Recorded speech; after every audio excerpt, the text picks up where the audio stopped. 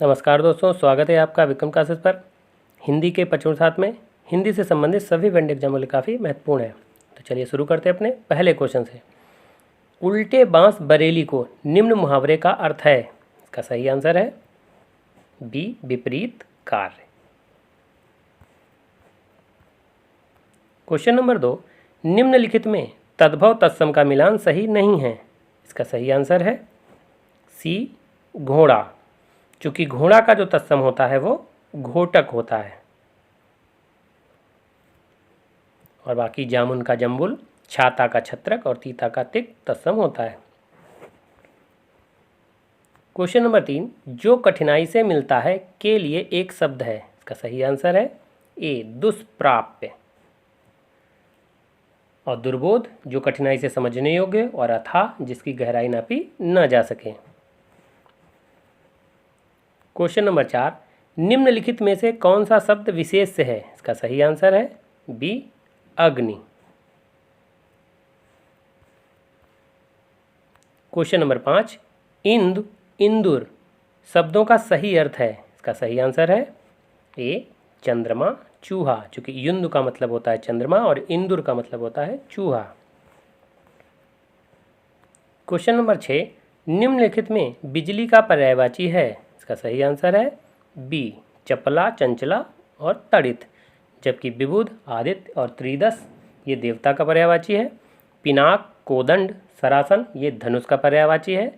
Pushkar, Cersei और पद्माकर ये तालाब का पर्यायवाची है। क्वेश्चन नंबर 7, छात्रों द्वारा नाटक प्रस्तुत किया जा रहा है, निम्न में किस प्रकार का वाच्य है। इसका सही आंसर है सी, कर्मवाच्य। चूँकि कर्मवाच्य में अधिकतर द्वारा शब्दों का भी प्रयोग किया जाता है। क्वेश्चन नंबर 8, श्याम इस समय पत्र लिखता होगा, निम्न में किस प्रकार का काल है। इसका सही आंसर है संदिग्ध वर्तमान। चूँकि कह रहा है श्याम इस समय, तो इस समय मतलब वर्तमान की बात कर रहा है। लिखता होगा, होगा मतलब संदिग्ध है। क्वेश्चन नंबर 9, भरपेट में कौन सा समास है। इसका सही आंसर है ए, अव्ययभाव समास। अव्ययभाव समास जिसका मतलब होता है व्यय न किया जा सके। अगर आप इसको सरल शब्दों में समझें तो भरपेट, आप किसी का पेट भर नहीं सकते हैं, तो इसलिए वो व्यय नहीं हो सकता है। जैसे आजन्म, जन्म हमेशा होते रहते हैं, तो आजन्म, दिनों दिन, दिन कभी ख़त्म ही नहीं होते, तो दिनों दिन, तो वो चीज़ व्यय नहीं हो रही है। तो इसलिए ये सरल तरीके से आप इसको समझ सकते हैं कि अव्ययभाव समास है। क्वेश्चन नंबर 10, जो मेहनत करता है वो फल पाता है, निम्न में किस प्रकार का वाक्य है। का सही आंसर है सी, मिश्रित वाक्य। क्योंकि मिश्रित वाक्य जो जैसे शब्दों से जुड़ा होता है तो वो मिश्रित वाक्य होगा। क्वेश्चन नंबर 11, निम्नलिखित में विलोम शब्दों का मिलान सही नहीं है। इसका सही आंसर है बी, प्रफुल्ल। प्रफुल्ल का सही जो विलोम होता है वो होता है म्लान। जबकि शाश्वत का क्षणिक, सुमति का कुमति और मुख्य का गौण विलोम होता है। क्वेश्चन नंबर 12, यशोदा में कौन सी संधि है। इसका सही आंसर है ए, विसर्ग संधि। क्योंकि विसर्ग संधि में कुछ ऐसे शब्द होते हैं जो विसर्ग होंगे, जैसे मनोयोग, जैसे मनोरथ,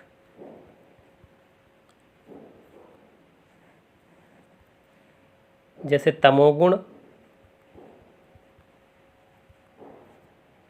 जैसे मनोबल। तो इस तरीके के शब्दों में ओ की पाई अधिकतर उन शब्दों में प्रयोग की जाती है, तो वहाँ पर विसर्ग संधि होती है। चूँकि इसको पढ़ने से वजन आता है, जैसे यशोदा, तो यशोदा अगर इसका संधि विच्छेद करें, यशा धन दा, तो ओ की पाई जो है वो हट जाएगी और उसकी जगह पर ये विसर्ग का प्रयोग किया जाएगा। क्वेश्चन नंबर 13, निम्नलिखित में आगत स्वर हैं। इसका सही आंसर है सी, आ।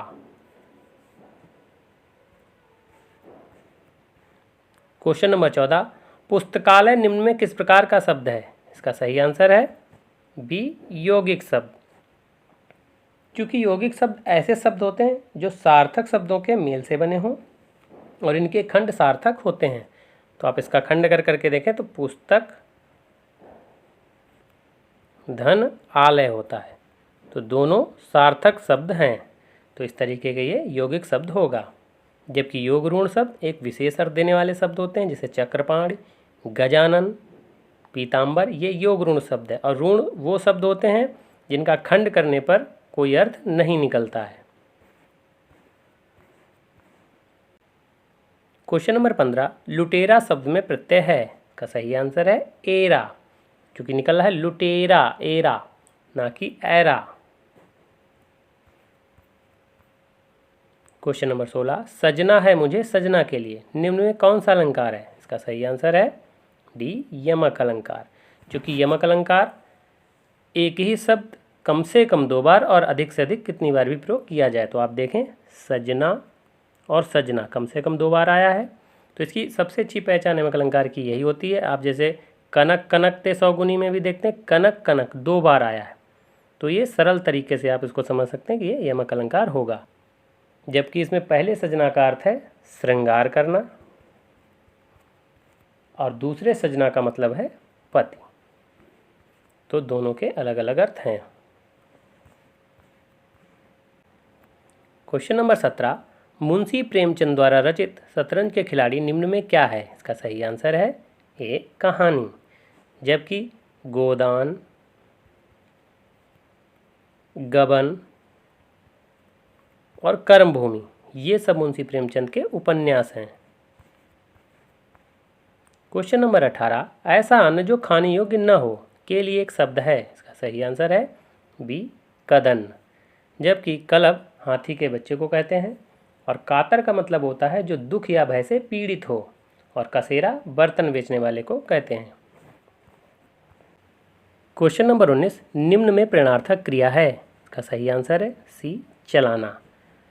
चूँकि क्रियाओं में आना, वाना इनका प्रयोग करके प्रेरणार्थक क्रियाएं बनाई जाती हैं। तो आप देखेंगे चलाना, इसमें आना जुड़ा है, या चलवाना तो उसमें वाना जुड़ा होगा। तो आना वाना जोड़ करके प्रेरणार्थक क्रियाएं बनाई जाती हैं।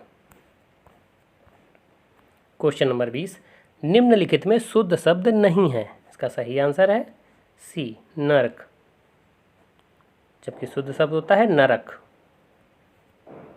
दिखने में ऐसा लग रहा है कि नरक ये शुद्ध शब्द होगा। क्वेश्चन नंबर 21, जूतम पैजार मुहावरे का अर्थ है। इसका सही आंसर है ए, लड़ाई झगड़ा होना। क्वेश्चन नंबर 22, लोगों ने शेर को भगाया, निम्न में किस प्रकार का कारक है? इसका सही आंसर है ए, कर्म कारक। क्योंकि कर्म कारक की विभक्ति होती है को, तो लोगों ने शेर को भगाया।